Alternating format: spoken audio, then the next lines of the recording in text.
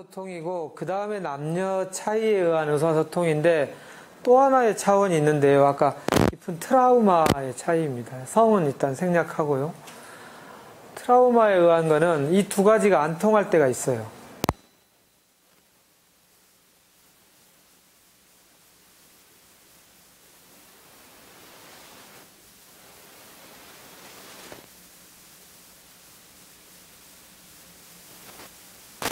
사유였어요.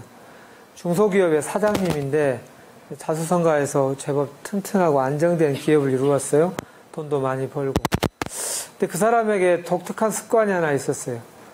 해걸음쯤 될 때, 5시, 6시 이렇게 될 때 되면 온 방에 불을 켜는 거예요. 방도, 집도 넓은데. 저 방, 저쪽 화장실, 저기 거실, 근데 아내 입장에 약간 어둑하지만 아직 충분히 어둡지 않으니까 따라다니면서 계속 꺼요. 근데 이제 와서 보니까 자기가 켠 게 다시 꺼져 있잖아요. 그래서 이제 남편이 말을 한 거예요. 이거 누가 껐어? 이렇게. 그러니까 아내가, 아이고, 지금 뭐 어둡지도 않은데 왜 이렇게 다 켜고 그래요? 이거 전기값 아깝게. 이렇게 얘기를 했어요. 그러니까 남편이 환하게 살자고 내가 그 정도는 벌잖아. 이렇게 얘기를 했어요. 근데 아내가, 아이고, 웃긴다. 돈 번 거를 거기다 유세를 해. 진짜 웃긴다. 이래서 이렇게 얘기를 했어요. 그랬더니 남편이 갑자기 당신 지금 방금 뭐라고 그랬어? 그러더니 앞에 있는 테레비를 들여다가 막 던져가지고 막 유리창을 깨고 화가 막 이렇게 막 나가지고 내가 나 같은 년하고 산 것이 생각하면 내가 억울해 죽겠어. 그러면서 막 방바닥에다가 뭘 팽개치면서 문을 꽝 닫고 나간. 이 여자분이 지금 방금 무슨 일이 있었던 거지? 내가 뭘 잘못했지? 헷갈리는 거예요. 남편이 그런 적이 통 없었는데. 그래서 멍해 있다가 막 어디 깨져 있고 막 방바닥에 어질러져 있어서 옆집에 친하게 지내는 아줌마하고 통화했어요. 내가 이래저래 했는데 내 남편이 이랬거든. 이해가 돼? 이해가 안 되는데. 친정이 언니한테 전화했어. 언니야, 내가 이래저래 했는데 이렇게 됐어. 어때? 이해가 안 간다. 니네 남편 좀 뭐 정신병이 있는 거 아니니? 그러지. 내가 잘못한 거 없지. 그러고 있는데 좀 이따 전화가 왔어요. 남편한테.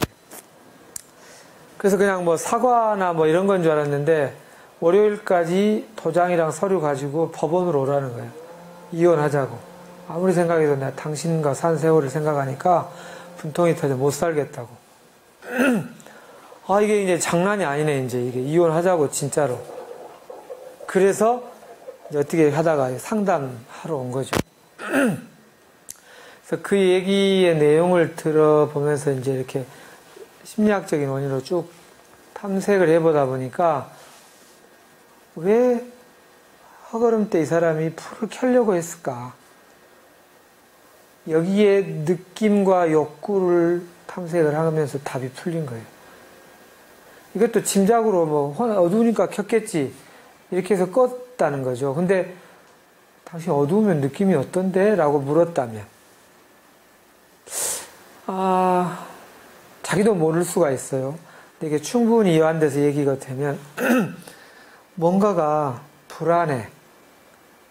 어두워서 답답해도 아니고 불안해였어요.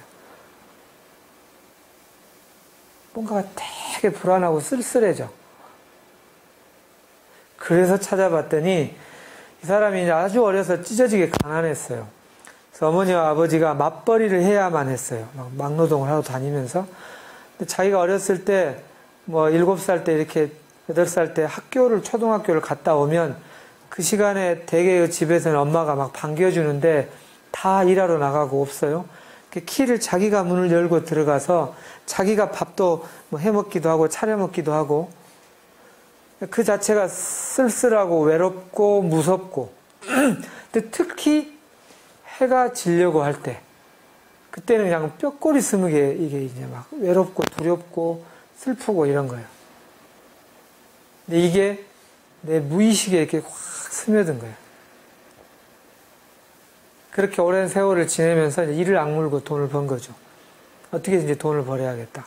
이게 가난 때문에 생긴 거라고 생각하고, 그래서 이제 정말 열심히 해서 이렇게 기업을 이루게 된 거죠. 근데 내 무의식 속에 들어가 있는 이거는 나도 의식의 차원에서는 잘 몰랐는데, 나도 모르게 뭔가가 어스러움 될 때면, 이게 의식이 그것 때문이로구나가 아니라 그냥 쓸쓸하고 두렵고 막 이상한 거예요. 불안하고 초조하고.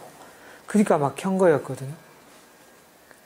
그 얘기를 이렇게 이 느낌하고 비슷한 게 뭐였을까요? 하고 찾아보니까 이것이 그거일까요?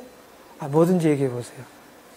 글쎄요, 갑자기 내가 7살, 8살 때 그 방문 따고 들어갔는데 저녁이 돼서 부엌 앞에 쪼그려 앉았을 때 그 기분하고 비슷한 느낌이 드네요. 거기서 그 얘기를 하면서 막 울고, 아내도 막 덩달아 울고, 그랬구나. 그게 그럴 수 있었겠다 하면서 이제 내가 미안하다. 그리고 이제 아내가 이렇게 껴안아주고, 이제 그걸 이렇게 서로 소통이 된 거예요. 나한테 제일 깊은 상처이고 제일 아픈 그거를 상대가 이해해 줄 때 가장 깊게 연결되거든요. 그렇게 된 거죠. 그래서 그 부부가 이제 좋아지게 됐고, 그 다음에는 아내가 오히려 이제 이렇게 어스름 되면 막 불을 일부러 켜요. 그게 한 석 달쯤 돼서 웬만히 충족이 되고 나니까, 이제 끄자. 그래도 아니야. 환하게 지내자고. 이제 충분해. 하고 꺼도 이제는 괜찮아지더라는 거예요. 이것도 욕구를 아니까 내 아내에게서 거기에 대한 그 외로움과 서러움과 슬픔과 가난에 대한 상처를 공감받으니까 굳이 이 불을 켜는 수단 방법만 안 써도 되게 된 거예요. 이건 이제 굉장히 깊이 들어간 것이기 때문에 나도 모르게 뚜껑이 열리고 되는 게 없어지게 반응하게 돼 있어요. 그때 여보 나는 당신이 이런 행동을 보니까 어쩌고 이러다 시끄러워하고 그냥 막 이렇게 돼요. 그때는 그게 안 통해요. 그때 머리가 하얘져 버리고 뚜껑이 열려버려요. 굉장히 깊은 상처들이 누구나 하나둘씩 있거든요. 정말 코어 이슈죠. 핵심 이슈죠. 그거를 이해할 수, 그래서 만약에 그런 일이 있다면 정신병자가 아니라 뭔가 지금 이 방법만으로 접근하기 어려운 깊은 차원의 소통의 이슈가 있겠구나라고 봐주는 거죠. 본인 스스로 찾을 수 있고 도와줄 수 있다면 이고 아니면 뭔가 좀 전문가와 같이 찾아볼 수도 있을 거예요. 그때 이제 이렇게 안 되면 이 사람들이 어디 가겠어요? 옛날 접대하면 늘 했던 술집에 갑니다. 룸사롱이나 이런 데. 가지고 막 술 먹고. 그때 마담들이 이걸 엄청 잘해요. 마담들이 새끼 마담들한테 이걸 교육을 시키기도 해요. 절대 충고하지 말고, 충고하는 거 이 세상 좋아하는 사람이 없어요. 무조건 공감만 해라. 그리고 아까 남자의 이거를 살려주는 걸 잘해요. 그 사람 이런 원리를 알아서가 아니라 경험에 의해서. 한 사장님 그러시죠. 화나게 하면 너무 좋을 텐데. 막 이런 식으로. 너무 화났겠다. 막 이렇게. 이게 약간의 가짜인데도 불구하고 내 깊은 걸 알아주는 것 같이 되니까 거기에 푹 빠져버려요. 그래서 아내가 한 10만 원 정도 좀 더 비싸게 사면 막 화내고 과소비했다, 알뜰하지 못하다, 그렇게 꼼꼼하게 잔소리하던 사람이 그렇게 자기 제일 깊은 걸 이해해주는 사람한테는 갑자기 막 팁으로 막 1000만 원도 줘버리고, 막 차도 사줘버리고, 막 집도 사줘버려. 그리고도 안 아깝다고 생각해요. 나한테 제일 아픈 거, 그것을 이해해준다라는 것이 굉장히 중요합니다.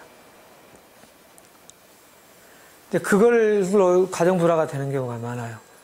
나한테는 그렇게 10만 원, 5만 원 갖고 그러던 그 인간이 그 마담한테 그랬다고. 나를 얼마나 무시했으면. 또는 다른 여자한테 바람 피울 수도 있어. 하고 현장을 가서 봤어. 근데 늙고 뚱뚱하고 나보다 못생겼어. 그럼 이때 반응이 두 가지입니다. 그래서 오히려 좋다는 사람도 있고, 오히려 더 자존심 상한다는 사람도 있어요. 근데 어쨌든 둘 다 좋은 건 아니기 때문에, 아니, 저런 여자한테 그럴 정도로 나를 얼마나, 근데 그게 핵심이 외모가 아닌 경우가 많아요. 근데 그 핵심을 읽어주는 사람에게 우리는 아주 팍 엎어지게 돼 있어요. 그거는 인간 사회뿐만 아니라 동물 세계에서도 마찬가지입니다. 그 영화 아름다운 비행이라는 영화에 그 이렇게 알이 있는데 어미가 없어서 알이 있어서 알을 이렇게 보온을 해서 깨나게 해요. 부화시켜서 그 새끼에게 자기 이쁜 딸이 그걸 돌보게 하죠. 근데 새들이 알을 깨고 나와서 첫 번째 자기한테 먹이를 준 사람을 엄마로 생각한대요. 외형으로가 아니라. 그래서 그 이쁜 딸이 이렇게 먹이니까 이제 얘를 엄마로 생각하는 거예요. 그래서 계속 엄마라고 생각하고 졸졸졸 따라다니니까 얼마가 너무 귀엽고 이쁘고 사랑스럽고 막 이렇게 서로 감정을 나누었는데 안타까웠던 게 얘가 이제 날아야 될 때가 됐는데 엄마가 나는 모습을 뻔떠서 날아야 하는 건데 어떤 걸 보여줄 수가 없는 거예요. 그러니까 나랑 교감을 갖는 건 좋지만 날지 못하는 새로 하는 것이 안타까운 거잖아요. 그래서 그 아버지랑 그거를 갖고 연구하다가 그 행글라이더 같이 1인 조정하는 그거를 탈 수 있게 그런 거를 배워갖고 앞에 이렇게 꼭 새 머리처럼 만들어서 이 비행을 이렇게 배우게 하는 그런 감동적인 영화가 있었거든요. 이것도 똑같습니다. 이게 가장 절실한 그 어떤 것을 공감해주고 알아주는 상대에게 우리가 그렇게 돼요. 동물의 세계도 그렇듯이 인간도 그렇습니다. 그래서 진짜 부부관계에 400점, 뭐 700점, 900점 이거를 평균 80%가 돼야 뭐 비학점이잖아요. 맞으려면 다른 인간관계보다 더 공부해야 될 게 많아요. 서로의 차이는 무엇인지, 뭐 애니어그램도 좋고 MBTI도 좋고 아니면 더 깊게 간 뭐 휴먼 디자인도 좋고 이런 공부가 사치가 아니라 필수예요, 사실은. 다른 인간관계에서는 그러면 더 좋고 꼭 아니어도 웬만큼 되죠. 그러나 관계 중에 꽂힌 그거는 그런 거를 필수로 해야 돼요. 그리고 이런 원리에 대해서도 공부도 좀 배우기도 해야 되고 그리고 이런 이완을 할 수 있는 자기 수련도 좀 해야 돼요. 이런 것들이 종합적으로 되는 게 중요하다입니다. 그래서 이제 이게 이제 타인과의 관계에서 닥치는 상처라면 이제 저희가 오늘과 다음 주에 할 내용은 우선 2인칭보다는요, 나와 내 무의식, 내 느낌과 내 욕구와 소통하는 것부터 우리가 잘 안 되고 있어요. 이게 되어야 상대의 공감도 잘 되거든요. 그래서 우리가 그거부터 이제 해볼 겁니다. 무심코 했던 것들 중에 내가 알지 못하고 하는 느낌과 욕구가 얼마나 많은지 몰라요. 그것들을 해보는 걸로 시간을 가질까 합니다. 시간이 1시간.